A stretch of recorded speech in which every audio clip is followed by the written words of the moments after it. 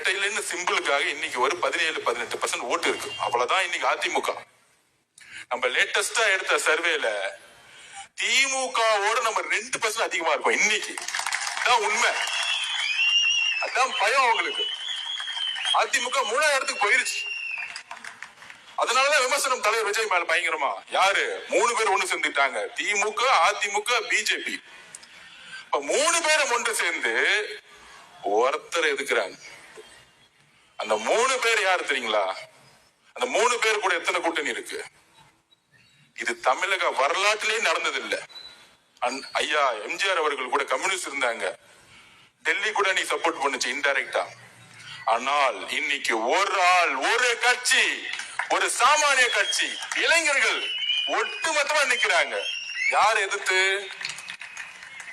திமுக கூட 26 கட்சி கூட்டணி. ஸ்டாலின் சார் பதறாரு. நேத்து ஏதோ ஒரு அம்மா திடீர்னு வந்து நம்ம கட்சிக்கு வந்து திடீர்னு போச்சு. பார்த்தா திடீர்னு அந்த அம்மாவை கூப்பிட்டு பக்கத்துல நிக்க வச்சு சால்வை போட்டுட்டு இருக்காரு. எவ்வளவு பயம் பாருங்க ஸ்டாலின் சாருக்கு. யார் யாரெல்லாம் திட்டுறாங்களோ முதலமைச்சரை பர்சனலா பாக்குறாரு நம்ம தலைவரை. அப்ப அவருக்கு எவ்வளவு பயம்.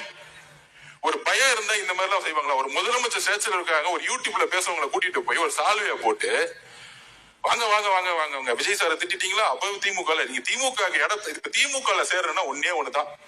நம்ம அண்ணன் விஜய் அண்ணன் நீங்க திட்டுனீங்கன்னா ஒரு 10 லட்சம் ரூபாய் கொடுத்து வாங்கன்னு சால்வை போட்டு கூட்டிட்டு போயிடுவாங்க.